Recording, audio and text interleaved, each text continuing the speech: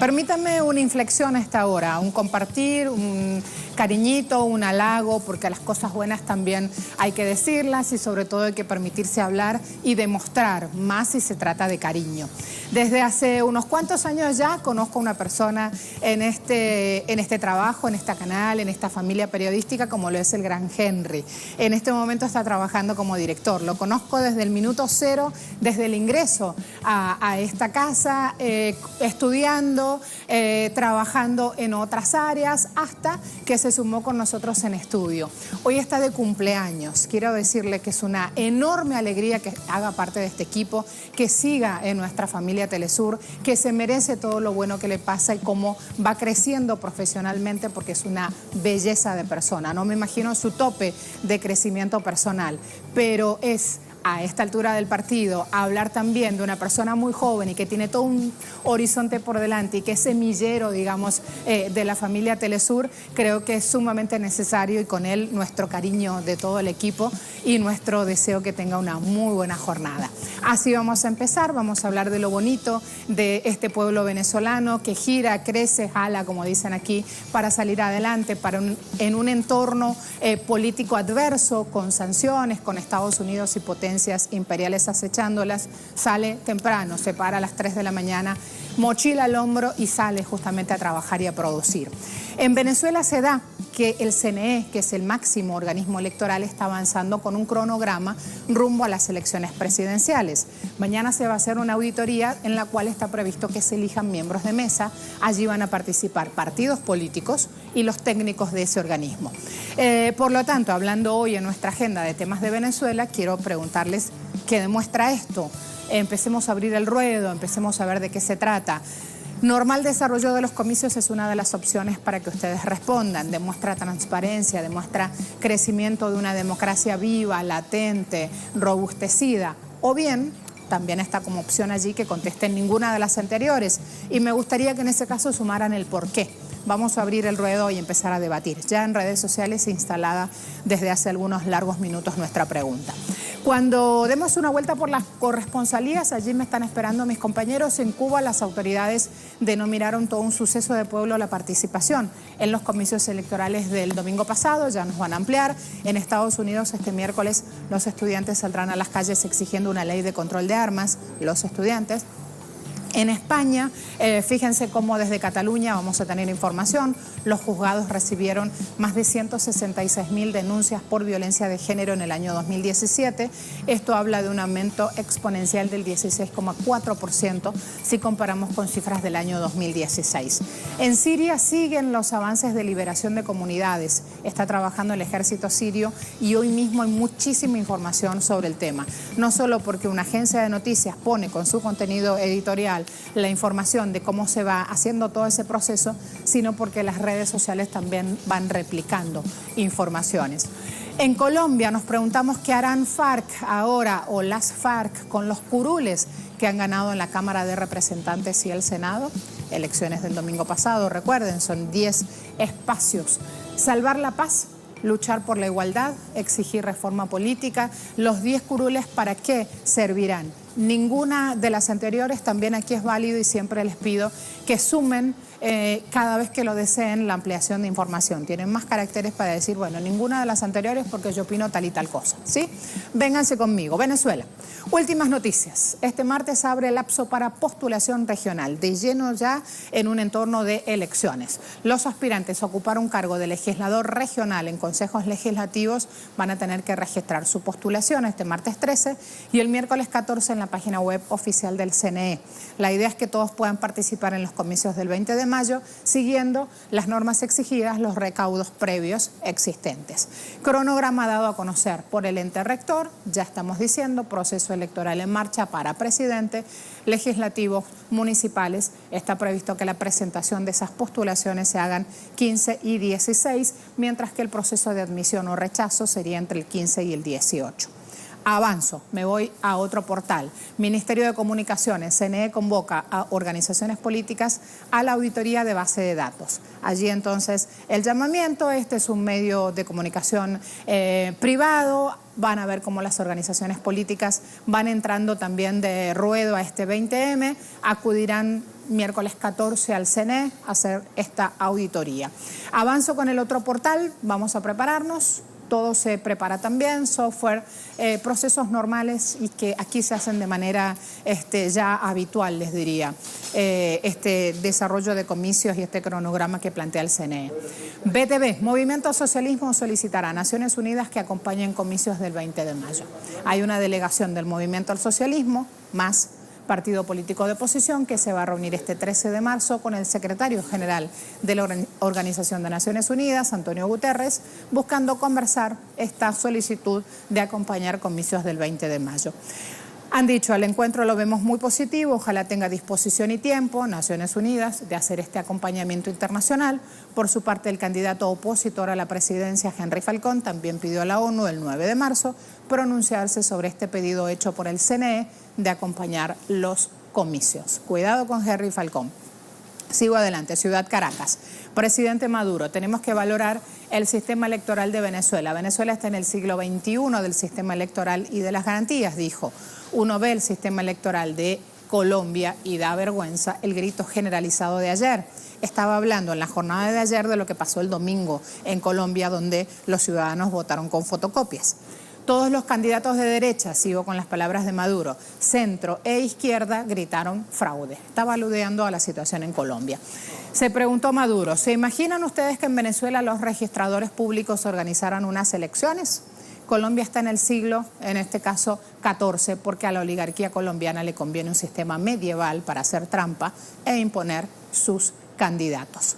Así las cosas, me preparo a ampliar otras informaciones también, a seguir sumando en este caso declaraciones. Fíjense, el canciller de Venezuela, Jorge Arreaza, allí en imágenes, está diciendo, pueblos del continente americano desearían contar con un sistema electoral como el que existe en el país, después de ver el desarrollo de distintos procesos electorales en países de nuestra América, respeto y admiro aún más nuestro sistema electoral.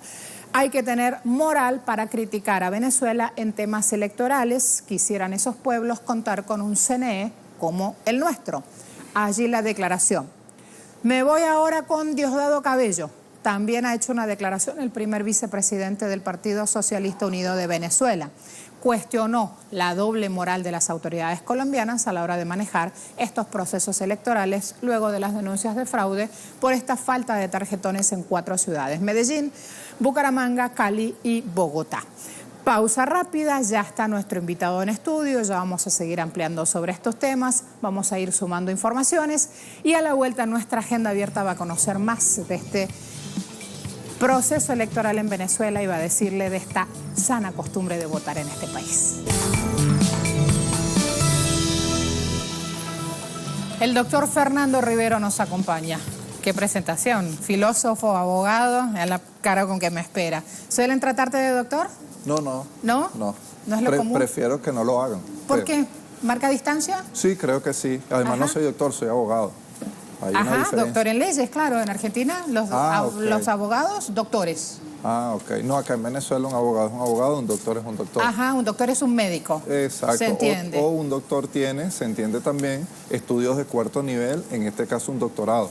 Se entiende. Y lo mismo cuando le decimos abogada, acá se quedan mirando a la abogada porque le dicen abogado a las mujeres.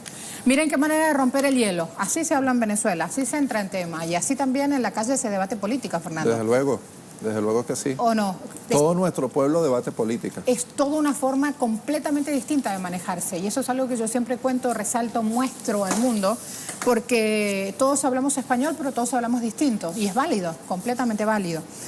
¿Por qué pensás que hoy todos hablamos de política en Venezuela? ¿Dónde está la necesidad? ¿Es solo desahogo? ¿Es solo retórica? ¿Es toda una necesidad de hacer catarsis? ¿O de verdad estamos conscientes de lo que nos pasa y nos metemos de lleno en la discusión porque nos importa?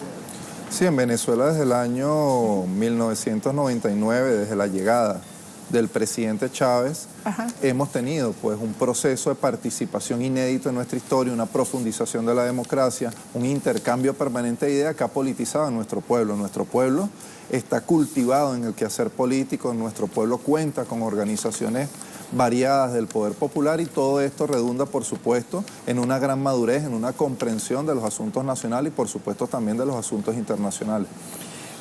Fíjate este titular, fíjense o fijémonos todos. PSV evalúa plan electoral con partidos aliados para las estadales. En vez de hablar del normal desarrollo del cronograma electoral del CNE, rápido este periódico, que es La Derecha en este caso, va sumando este tipo de informaciones. Lo hace chiquito, pero lo hace en portada. Creo que es un poco de lo que pasa, Fernando. Hay que empezar a abrir el ruedo justamente para contarle al mundo que lo que sucede con el CNE y su cronograma es lo que sucede siempre en este país a la hora de votar, la sana costumbre, como le llamo siempre. Sí, desde luego, el CNE es una institución curtida, por supuesto, en múltiples procesos electorales. En algunos de ellos ha ganado la oposición venezolana, esta misma oposición que hoy un sector importante de ella llama la atención, se inscribe en la vía insurreccional, pero esa misma oposición también ha ganado diferentes escaños y de hecho hoy en la actualidad cuenta con algunas gobernaciones a nivel nacional, lo cual nos indica pues la transparencia y el respeto por el Estado de Derecho que existe en Venezuela, la transparencia del CNE, que creo que es algo muy importante, y por ello todos los venezolanos hoy tenemos a mano un cronograma electoral donde hay una validación de ese cronograma con la participación de técnicos, con la invitación a observadores internacionales, con, por supuesto, también la participación de los partidos políticos de oposición que sí participan, en este caso algunos partidos políticos que también participan de la oposición venezolana en la contienda electoral. Sin embargo, en la escena mediática no tienen un espacio claro, no aparecen esas voces porque no son, digamos, las voces aliadas a Estados Unidos o el brazo financiado por Estados Unidos. También esta es una verdad que hay que contarla y decirla con todas sus letras. Sí, desde luego, porque que en el caso venezolano nosotros lamentablemente no tenemos, como ha ocurrido en otras latitudes, una oposición vigorosa, una oposición que tenga elementos de dignidad patria, que apueste un proyecto nacional. Nosotros tenemos una oposición que en su gran mayoría está alineada con los planes de la Casa Blanca, que se inscribe además en el contubernio que se está desarrollando con el Grupo de Lima, y tenemos también una oposición que también es neoliberal, pero que participa en este caso, en este momento, liderada por el partido que hoy encabeza Henry Falcón, que hoy participa del proceso electoral. De manera que nosotros tenemos tristemente una oposición que pide abiertamente, por ejemplo, la aplicación en Venezuela de un canal humanitario y lo ha llevado a la mesa de diálogo hoy extinta que se desarrolló en Santo Domingo. Eso no es otra cosa que pedir una intervención militar, una intervención de potencias extranjeras contra Venezuela, y de hecho han acudido a diferentes organismos internacionales, el caso de la OEA, es el caso de la ONU, hacer esta solicitud. Son los mismos que piden sanciones internacionales en detrimento de la calidad de vida de nuestro pueblo, son los mismos que con esas sanciones le niegan a nuestro pueblo la posibilidad de contar con medicinas y alimentos, pero al mismo tiempo luego piden con mucha ironía, con mucha hipocresía, la intervención de algunos países cuando apelan a una supuesta crisis humanitaria que en Venezuela no existe. Problema desde luego que tenemos, nosotros tenemos problemas como es natural en toda sociedad y más aún en una sociedad que está acosada con sanciones económicas, financieras y comerciales que se toman desde la primera potencia del mundo, que en este caso es los Estados Unidos de Norteamérica, su gobierno quiero decir. Se entiende. Está buena también esa aclaración entre diferenciar entre pueblo y gobierno de Estados Unidos. ¿Se plantea algún dilema para las próximas elecciones, así como lo muestran las agencias internacionales de noticias? ¿Hay algún dilema en las próximas presidenciales para Venezuela? Sí, yo creo que hay un dilema que está claro entre dos modelos de país. Por un lado, un modelo que coloca el acento en la vida, en la construcción colectiva de un nuevo modelo de convivencia humana, y por otro lado el neoliberalismo que ha sido aplicado, digamos, por la fuerza, rajatabla, con una imposición desmedida en Colombia, México, Perú, en Estados Unidos, por supuesto, y otros países de la región. Aparte de eso, la disyuntiva se expresa para quienes habitamos en Venezuela entre la paz y quienes apuestan a la violencia política, quienes apuestan a la guerra, entre la soberanía y la neocolonia, es decir, quienes creemos en la independencia patria y quienes creen por su parte en la intervención extranjera en Venezuela. Y por supuesto, dentro de la oposición venezolana tenemos dos sectores, uno que aboga por la vía democrática que se está midiendo en elecciones, aunque nosotros no compartamos su proyecto político, y otro que cree en la vía insurreccional y que, bueno, utiliza, como lo evidenciaron ayer, este tristemente célebre Frente Amplio por la Venezuela Libre, que pide ante los organismos internacionales, ayer lo hizo ante la Organización de Naciones Unidas, sucede acá en la ciudad de Caracas, pide la intervención de Venezuela, pide el apoyo humanitario. Y yo quiero decir también, a propósito de este frente que ha abogado, que se ha recién constituido y aboga por la intervención humanitaria, esta es una especie de reedición de lo que ocurrió con el Consejo Nacional de Transición de Libia o el Consejo Nacional Sirio al inicio de la guerra civil que hoy sufre el país del Medio Oriente. Esto nos da cuenta de que es prácticamente el mismo guión, es un plan, es un esquema preconcebido en las escuelas militares de los Estados Unidos que se desarrolla desde el Pentágono y también, por supuesto, desde el Departamento de Estado y que se inscribe en la necesidad geopolítica de los Estados Unidos de ir copando espacios para lograr y mantener su hegemonía a nivel global. Es un síntoma de buena salud entonces para la democracia venezolana salir del dilema, ir a votar y participar en las próximas presidenciales. Desde luego que sí, pero no solamente es un síntoma, sino que es una necesidad también, es una necesidad política para crear las condiciones más apropiadas para la solución de todos los problemas. Nosotros hoy, si algo nos estamos disputando... Cuando hablamos de problema, ¿hablamos de convivencia política o generalizamos y hablamos de todos los problemas?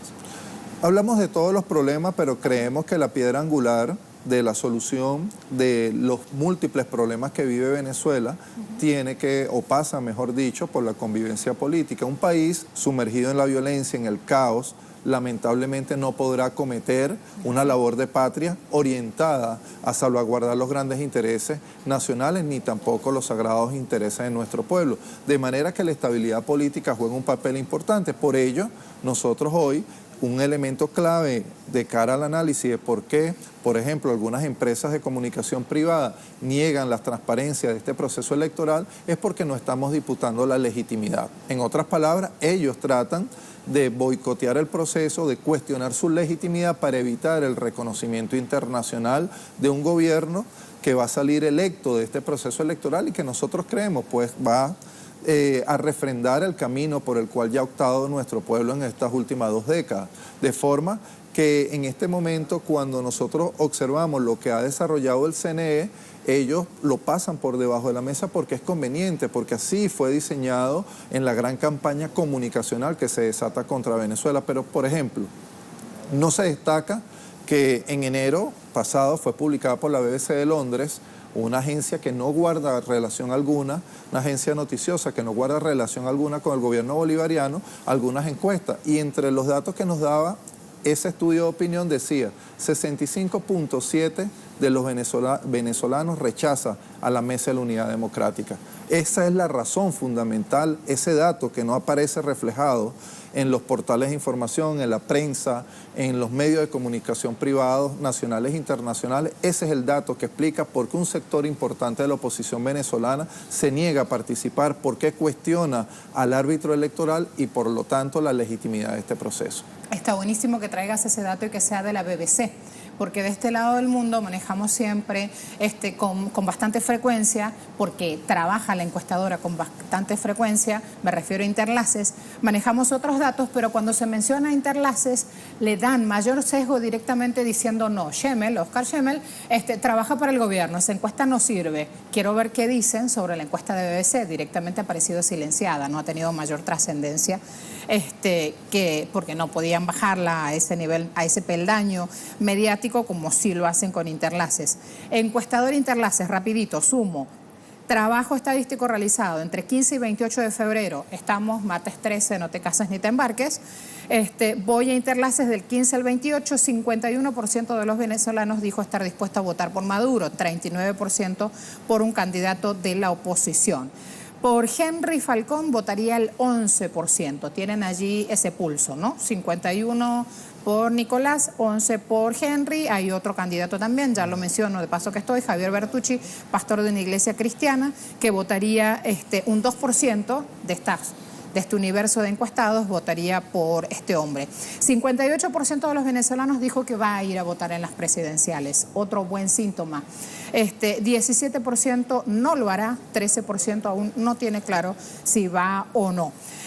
Así las cosas, hemos tratado de resumir con un analista, con un especialista, algunos de los datos que se van moviendo, porque me parece que si los otros medios de comunicación, o nos parece que si otros medios de comunicación sin violencia no abordan la cuestión electoral en Venezuela, nosotros sí debemos hacerlo, porque con normalidad el CNE está avanzando con este cronograma electoral que tiene preparado rumbo a las presidenciales. Esa es nuestra pregunta en Twitter. Vamos rapidito, antes de despedir a Fernando, a pedirle también el pulso sobre esto. Fernando, mañana se hace auditoría para elegir miembros de mesa. Allí van todos los partidos políticos y los técnicos del CNE. Preguntamos en Twitter, ¿qué demuestra esto?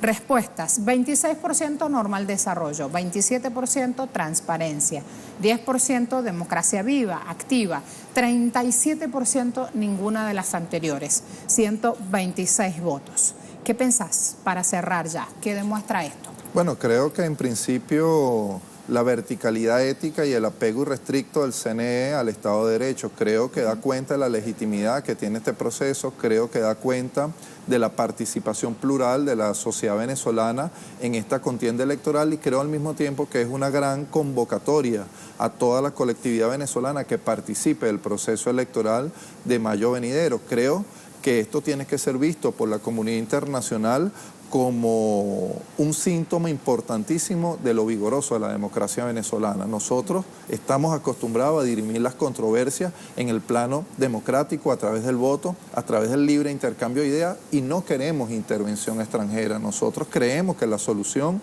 a los grandes asuntos nacionales la deben concretar los venezolanos y bueno, el que cree en un proyecto diferente al que enarbolamos quienes creemos en el socialismo, bueno, vayan a las urnas electorales, voten por el candidato de su preferencia. Hay varios candidatos y varios partidos que adversan a la revolución bolivariana y de esa manera pueden expresar su rechazo y al mismo tiempo su apoyo a otra candidatura. Quienes creamos en un modelo distinto que coloque el acento en el ser humano, en la naturaleza, en la vida, entonces vote por la opción que encabeza el presidente Nicolás Maduro. Creo que esa es la manera más sana de construir un país mejor, es la manera más sana de refrendar la democracia y es la mejor manera de hacer contraloría, digamos, de todos los venezolanos y venezolanas al sistema que hoy rige en nuestro país, al sistema democrático que está vigente. Palabra clave, luego del escándalo, sobre todo en Colombia, que votaron con... Sí. Gracias, Fernando. Fernando Gracias Rivero con nosotros. Pausa muy rápida, ya regresamos. Como siempre.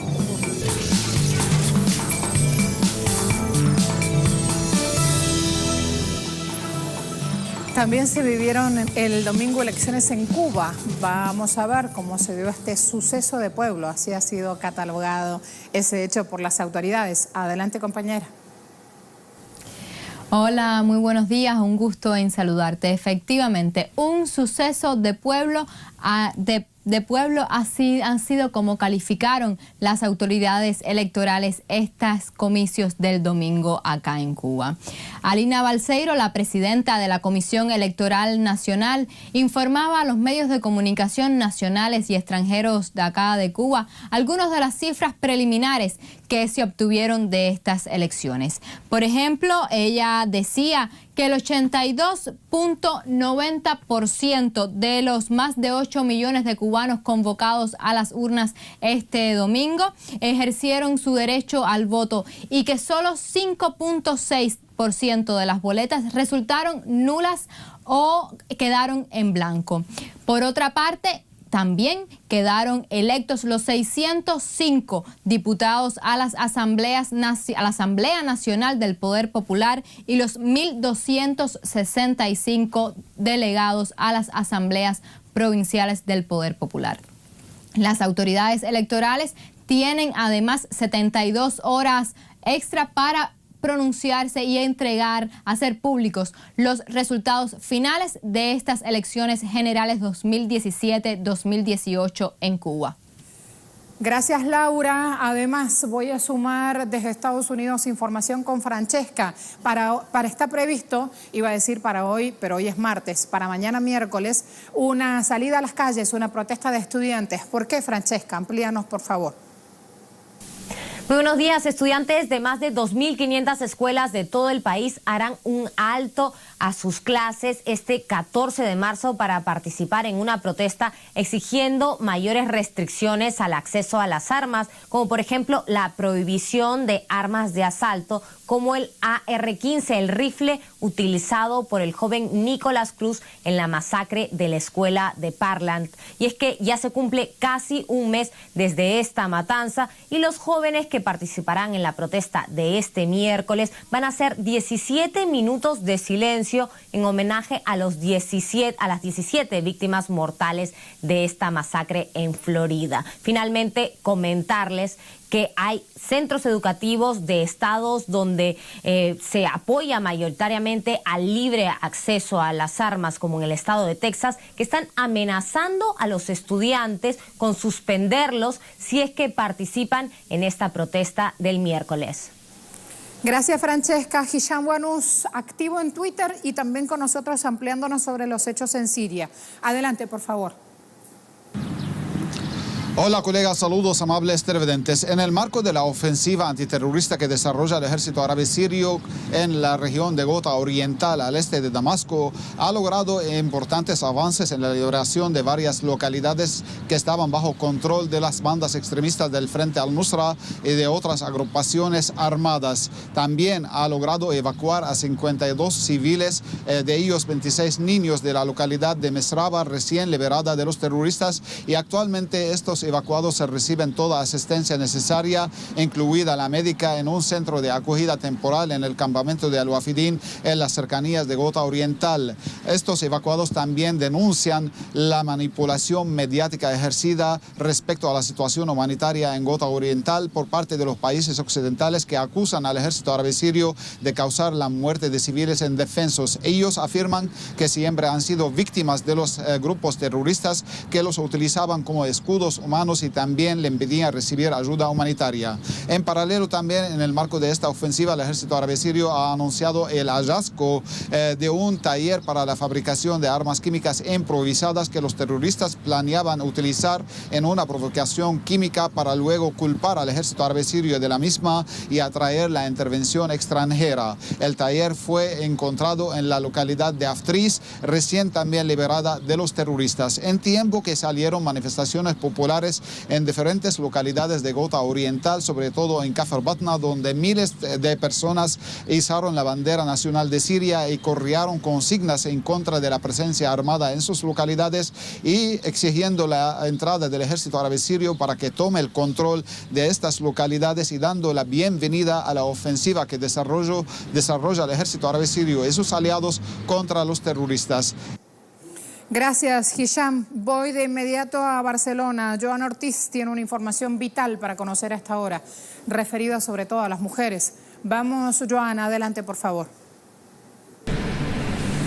¿Qué tal, Marcela? ¿Cómo estás? Saludos desde Barcelona. Te decía que se han incrementado las denuncias por violencia de género en España a un 16,4% respecto al año anterior, al año 2016. Y la cifra concreta de denuncias es la de 166.620. Es la cifra más alta desde que se está contabilizando el número de denuncias por motivos de género en el Estado español. Y también hay otra cifra que es preocupante, que es que a lo largo del 2017 hubo más enjuiciamientos a menores por motivos de violencia de género. Concretamente un 50% ha subido respecto al año anterior y esto es muchísimo. Son las cifras más altas también desde que se contabiliza este tipo de violencia y las denuncias en concreto. Pero comentaba al principio que todo eso también tiene un lado positivo, aunque pudiera no parecerlo, y es que se incrementan las denuncias. Antes no había denuncias, sin embargo la violencia de género seguía existiendo. Y el dato que se desprende de todo esto, la información para la población, habla de la necesidad de que las víctimas de violencia de género denuncien a sus agresores para poder activar todas las medidas preventivas o de protección y ser mucho más eficaces a la hora de evitar daños que puedan ir a más. Por lo tanto, este es el mensaje. ¿Cuál es el problema que está destacando este mismo informe, el Consejo General del Poder Judicial, como te comentaba? Pues que se detecta un machismo creciente en los hombres jóvenes.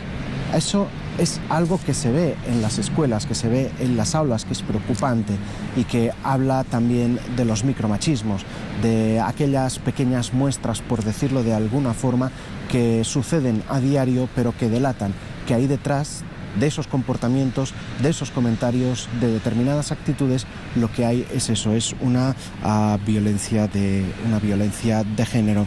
En definitiva, pero sin embargo, lo que se destaca sobre todo es esto, que cada vez hay más víctimas que se atreven a denunciar. Y este es el mensaje con el que nos quedamos, Marcela.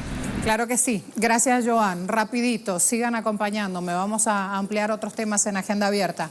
Bienvenido, compañero. Hola, Marcela, buen día. ¿Qué tal? El Yuki con Gracias. nosotros, Mundo Deportivo.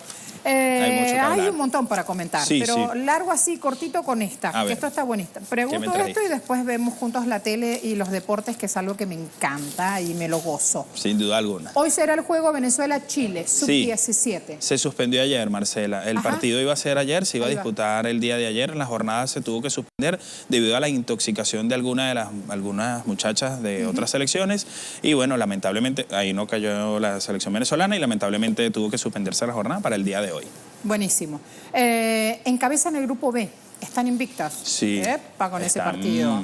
Luego de ganarle a Paraguay 2-0, ahora están encabezando ya el grupo B. Sin duda alguna, el fútbol femenino en Venezuela ha dado mucho que hablar y es una de las más destacadas, lo diría yo así.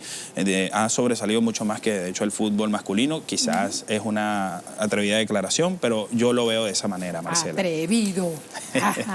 ¿Qué más nos trajiste? Vamos a hablar de otras informaciones. Ahí, de hecho, algo de polémica con béisbol, con otras informaciones a continuación aquí en la Agenda Abierta, Marcela.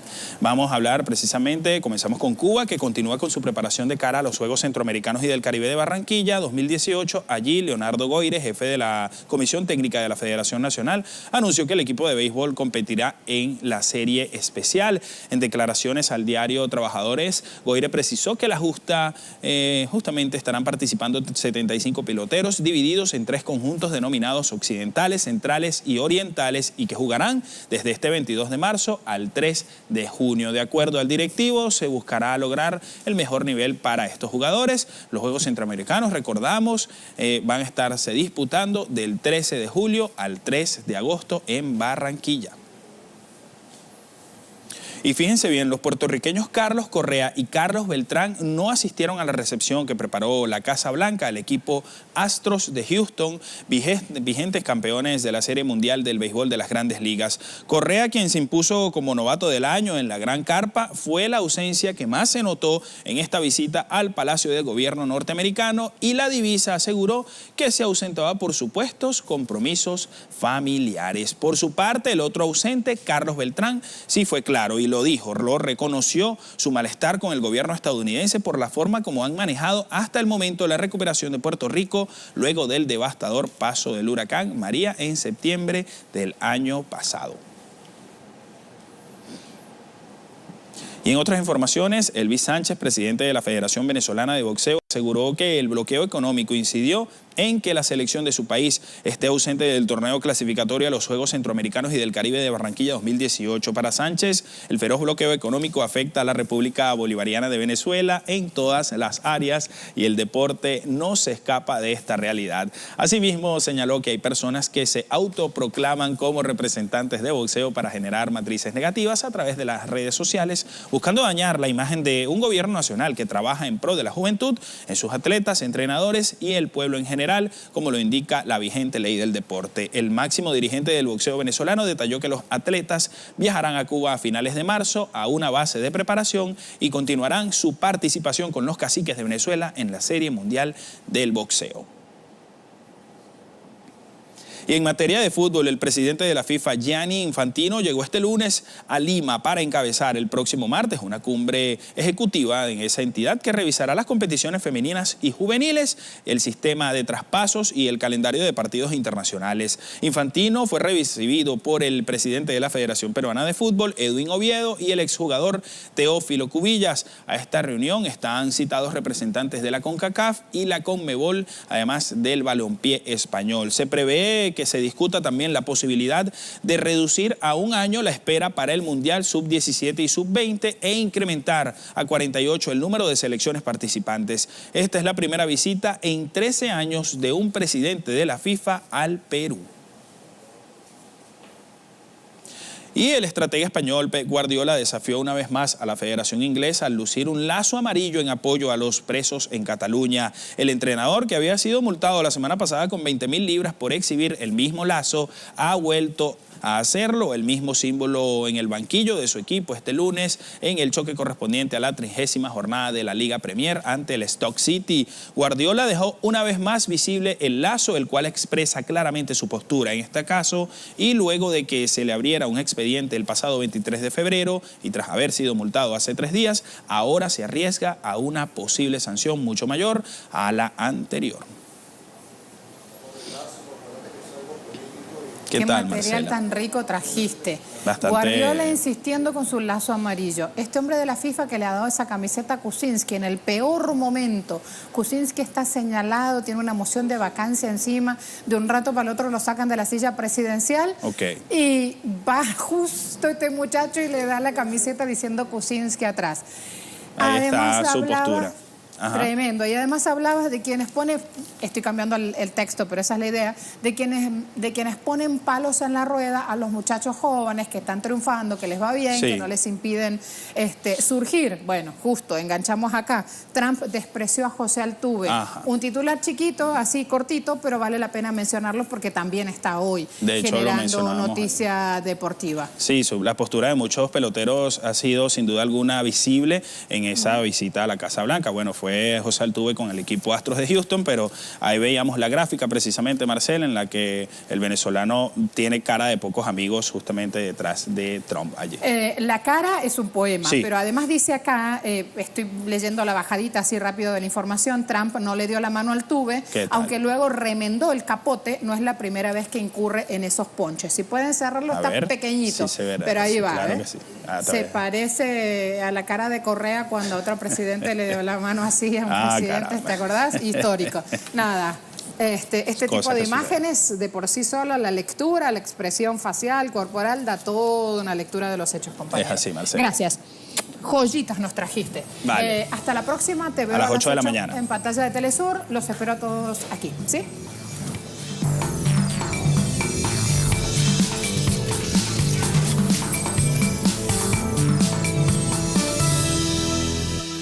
Más allá de las groseras irregularidades del proceso electoral colombiano, la Cámara de Representantes y el Senado contarán con la representación de un nuevo actor político.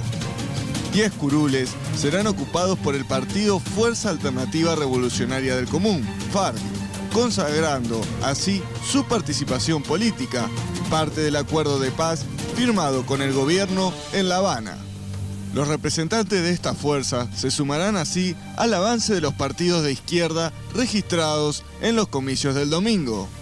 Bloque que deberá enfrentar al Partido Centro Democrático, fuerza que consiguió el mayor apoyo en las legislativas pasadas, liderado por el más férreo opositor al proceso de paz, Álvaro Uribe. 2 desafíos se vislumbran en el futuro cercano para la recientemente conformada fuerza política liderada por ex integrantes de la guerrilla más antigua del continente.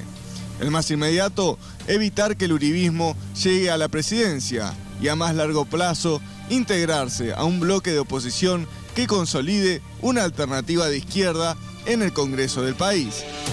Este martes, en Agenda Abierta, conversaremos con David Flores, analista político e integrante de la FARC, sobre los próximos objetivos de la fuerza política, sobre lo que ha dejado el proceso electoral del domingo y las perspectivas de cara a las presidenciales del próximo 27 de mayo.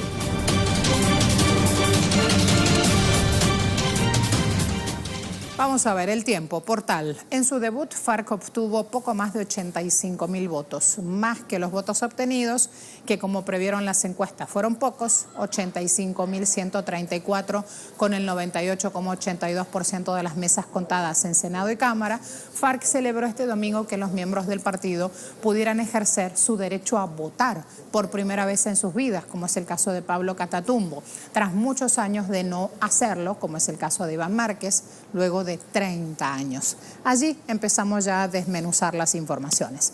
La jornada derecha gana en Colombia, derrota para las FARC.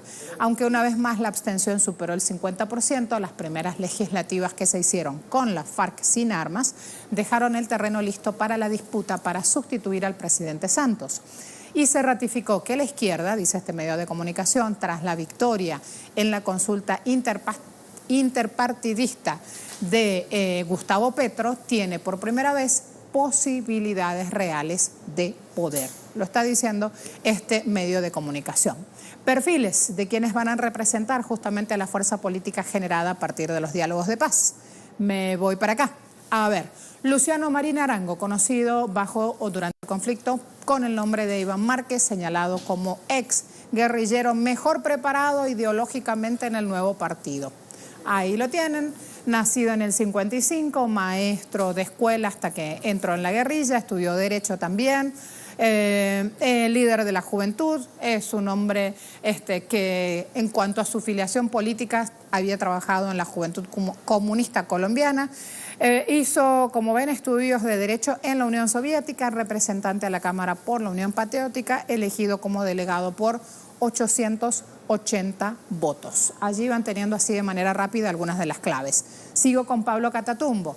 Nació en Cali, en el Valle del Cauca, año 53, ingresaba también al Partido Comunista, luego fue integrante de la Juventud Comunista, enviado allí a Moscú a estudiar a fondo marxismo-leninismo.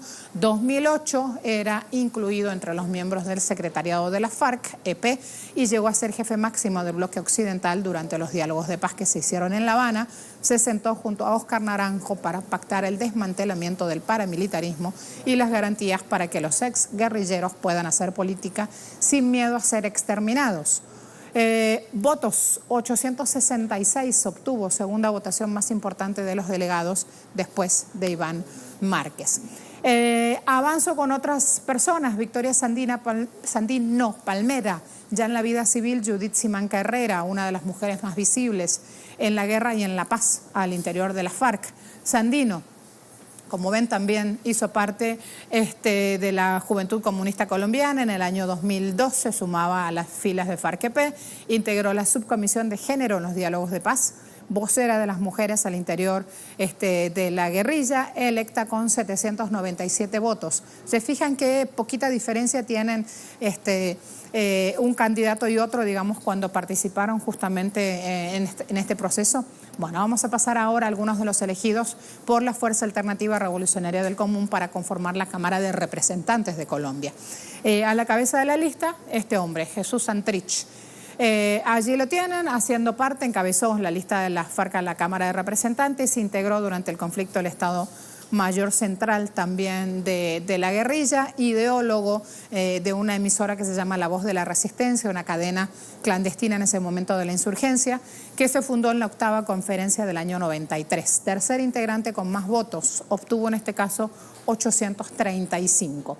Y por último, vámonos unos instantes, nos vamos a dedicar a revisar la biografía de Jairo González Mora, conocido como Byron Yepes. Ingresó a la guerrilla a los 22 años, 2009 se había dicho de él que estaba muerto, que se mantuvo de hecho clandestino hasta el año 2011, fue el jefe de la organización del bloque oriental del Estado Mayor y año 2017 quedaba entre los 111 miembros de la dirección colegiada de este naciente partido político llamado FARC.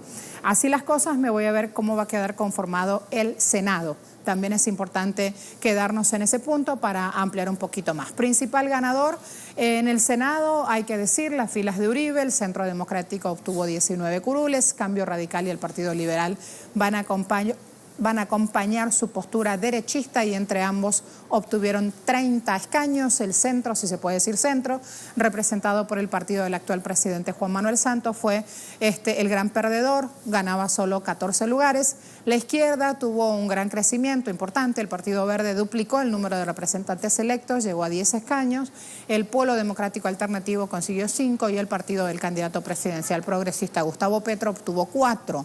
FARC va a tener 5 representantes en la Cámara Alta. Rapidito, porque ya me falta tiempo, me voy con David Flores. La pregunta específica para este analista político va a ser, ¿ahora qué? Justamente, ya de lleno en la vida política del país que se viene. David, ¿cómo te va? Bienvenido. Bueno, muy buenos días para ti y para todas las personas que nos están viendo en este momento. Muchas gracias. Una nota al margen, y es importante aclarar que los números de votos que tú registrados de los candidatos son los números de votos que obtuvieron en el Congreso interno de FARC, porque la lista que FARC presentó tanto al Senado como a la Cámara es una lista cerrada, entonces es imposible saber cuántos votos sacó cada uno de los integrantes de la lista, ¿no? Pero bueno, al margen de eso, lo que viene ahora es, en medio de una situación palmaria y el incumplimiento del acuerdo de paz, entre otros puntos, de una reforma política que diera mayores garantías a la participación electoral, no solamente de las FARC, sino de los sectores alternativos, pues poder desarrollar el ejercicio parlamentario. Va a ser muy importante el desarrollo de estas 10 curules. De todas maneras, pues las FARC seguirá siendo en esa representación parlamentaria el sector alternativo con mayor número de escaños, y eso le va a permitir pues tener un despliegue territorial importante, le va a permitir presentar una serie de proyectos de ley y de actos legislativos que anunció durante la campaña, que aunque probablemente no van a contar con una mayoría parlamentaria, sí van a poner una discusión importante en el país de temas que hasta el momento no se han podido discutir, como por ejemplo la gratuidad en la educación superior, como por ejemplo el fin de la intermediación financiera de un aparato perverso que existe en el modelo de salud colombiana, que son las empresas prestadoras de salud, una reforma política que, como lo mencionaba anteriormente, además de dar garantías democráticas, busque acabar con la corrupción. Entonces, sin lugar a dudas, el próximo periodo parlamentario va a estar muy marcado por cómo se va a comportar la bancada parlamentaria de las FARC, cuáles van a ser sus iniciativas, cuáles van a ser sus alianzas, y de seguro pues este ejercicio parlamentario va a permitir que los colombianos y colombianas que han estado pues con una visión también de parte de los medios tradicionales y de tantos años de guerra, pues puedan empezar a tener una visión distinta sobre la fuerza alternativa revolucionaria del común. Quedo con esa frase, David, visión distinta, pero antes, justo tenía cerrado el audio y no te pude responder en el momento indicado. Es muy importante lo que me decías, sí, es una aclaración, el tema de la consulta partidaria y la cantidad de votos que obtuvo cada uno de los representantes que hemos ido nombrando. Sí, es verdad. Lo que yo también hacía hincapié en que, por eso quisimos mostrar ese pulso, es que poquita diferencia había entre uno y otro voto, lo que también habla justamente de cómo estuvieron representadas las fuerzas en ese pulso electoral o en esa pulsión allí. Eso creo que es muy importante, como para que también sepan quienes hasta ahora están viendo el tema, que FARC en su consulta a lo interno también ha tenido distintas voces y cada uno ha podido votar e interpretar o seguir al candidato que ha querido. Esto me parece que es muy importante. Luego mencionaste en esa respuesta algo fundamental.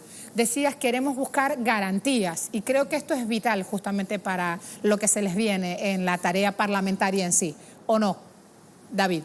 Sí, claro que sí. Es muy importante que América Latina sepa que aquí sí es una campaña en unas condiciones muy complejas, ¿no?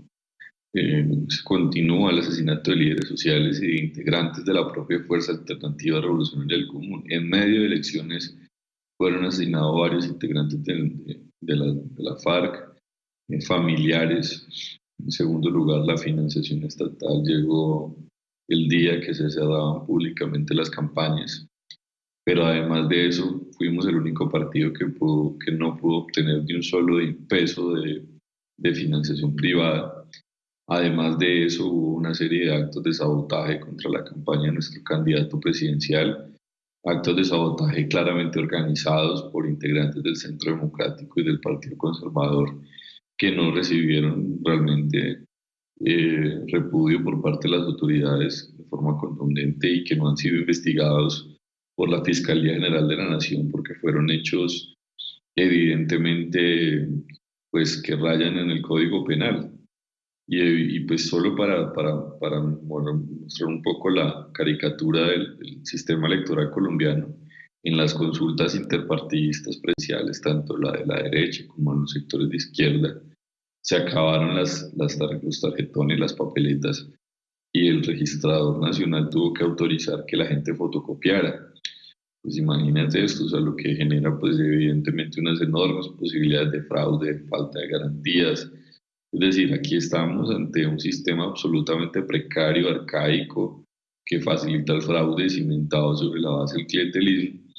Y pues como decía en la primera intervención, parte de los acuerdos de La Habana era en el punto de participación política, un desarrollo de una reforma política que modernizara el sistema electoral colombiano y pues los partidos tradicionales que se ven beneficiados siempre de este sistema, pues hundieron en la legislatura pasada el acto legislativo que iba en esa dirección.